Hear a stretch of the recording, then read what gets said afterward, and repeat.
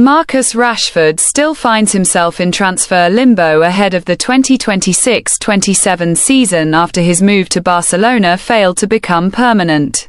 Rashford is currently away on holiday, but his situation at Manchester United remains unresolved.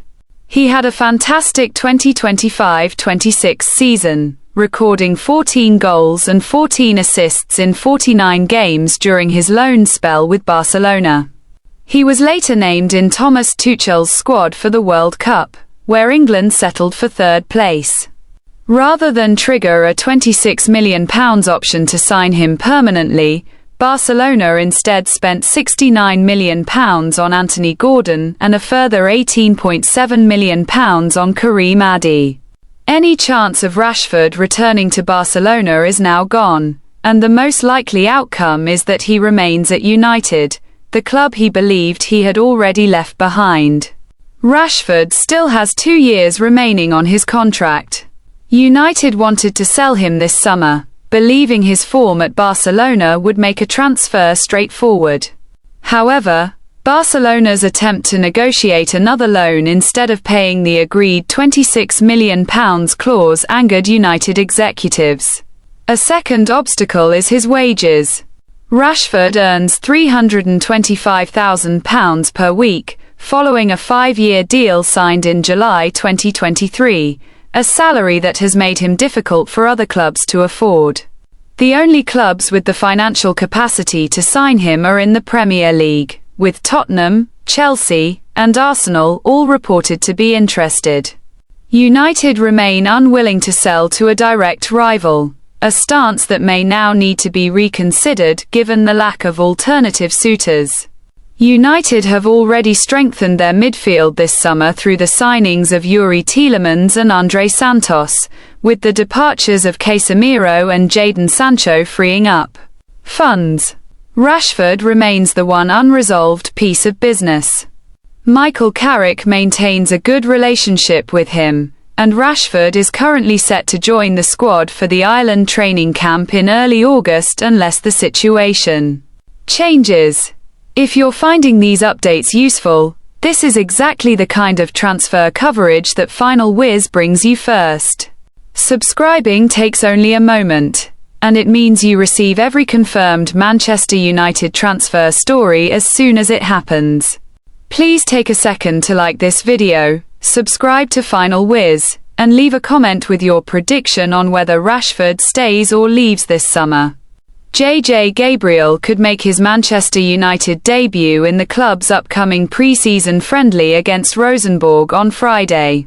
Gabriel became the youngest ever player to feature for United's U18s at just 14 years old, before enjoying a breakthrough season under Darren Fletcher.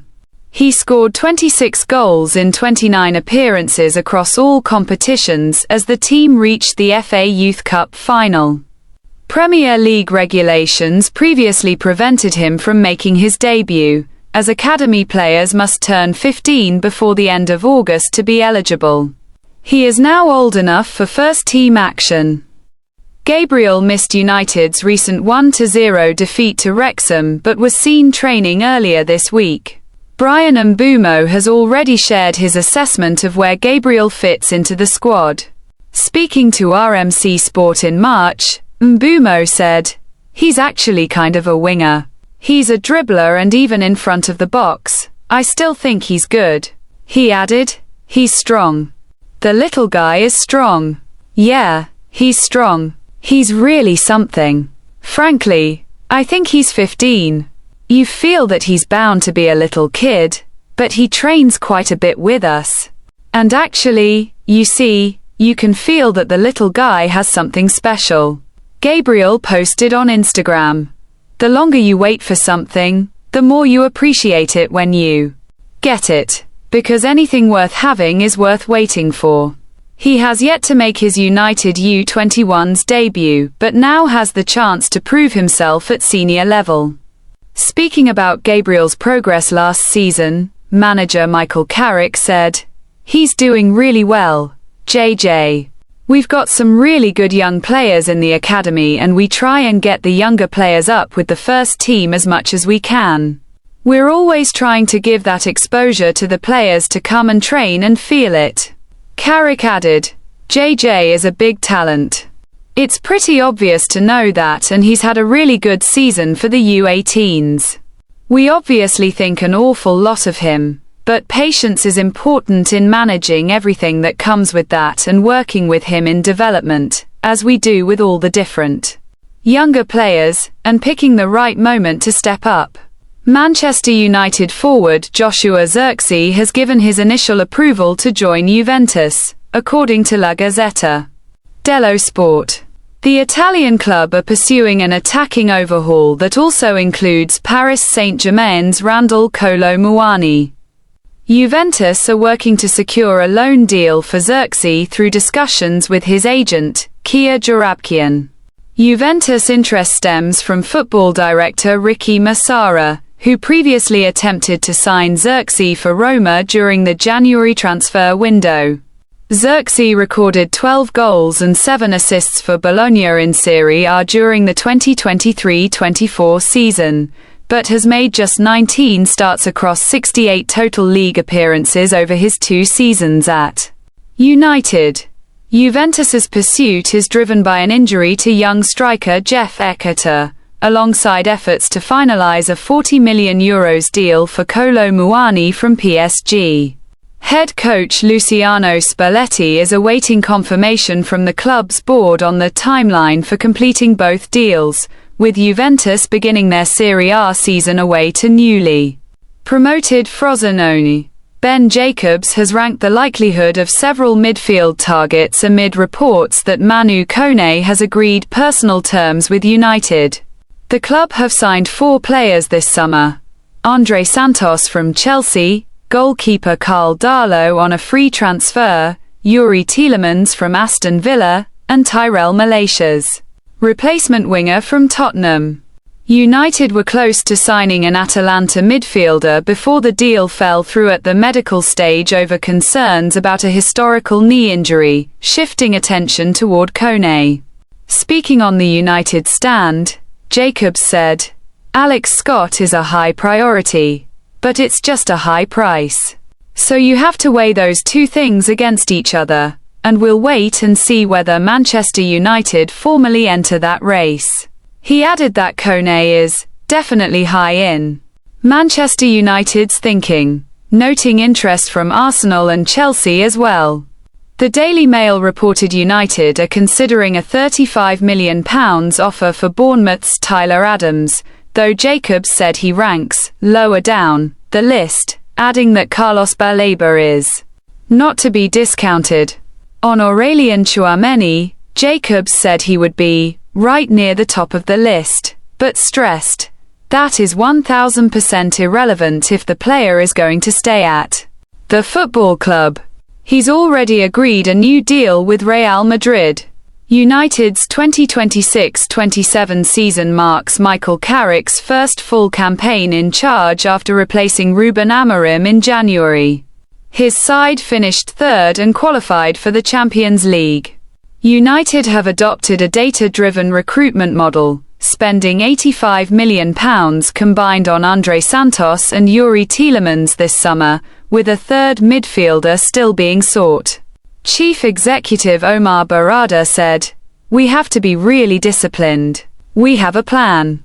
We know what we can invest and we have to stick to that. It's very important that you don't let the market or the agents dictate what we should be doing." He added, "When I look at the football leadership team plus the investment that we've made in Michael Sansom's team on the data side, we're in a pretty good shape." Comparisons have been drawn to Brighton, Bournemouth, and Brentford, clubs recognized for recruitment models built on data analysis. Elsewhere this summer, Elliot Anderson and Morgan Rogers moved for £16 million and £17 million respectively, transfers described as driven less by data and more by opportunity. United are yet to settle on a leading target for a third midfielder, though a bidding war for Alex Scott looks unlikely. A move for Tchouaméni remains improbable given his new Real Madrid contract. Harry Maguire has called on Manchester United's hierarchy to make further signings this summer. Speaking to Sky Sports at Royal Birkdale during the Open Championship, Maguire said, "I played with Tielemans for a few months and he's going to be an incredible signing. I have no doubt about that. He's Belgium's captain and played most games for Aston Villa last season. He was a big player there." He continued, "Andre Santos played yesterday in the pre-season friendly against Wrexham. He really impressed us in the first week and I think we've signed 2 great players there." Maguire added, "Hopefully more are coming through the door," before saying, "As a player I want a big, competitive squad, one that we can go and challenge for the big trophies. So the more the merrier." United had been linked with West Ham's Crescencio Somerville, who is set to join Al Hilal for £60 million. AC Milan's Rafael Leao has also been mentioned, though United are yet to submit a formal offer for the forward, valued at £43 million. According to Fabrizio Romano, a move for PSG's Warren Zaïre-Emery remains little more than a dream signing, after United missed out on Sandro Tonali, Mateus Fernandes, and Elliot Anderson earlier in the window. Maguire signed a 1-year contract extension at Old Trafford in April, and this could be his final season with the club. That covers every major update on Rashford, Zirkzee, Gabriel, the midfield targets, and Maguire's comments this week. If you want every confirmed signing and every breaking update the moment it happens, subscribing to Final Whiz is the best way to stay ahead. Please like this video, subscribe, and drop a comment below telling us which of these 5 stories you think will be resolved first: Rashford's future, Zirkzee's move to Juventus, or United's next midfield signing? Thank you for watching Final Whiz.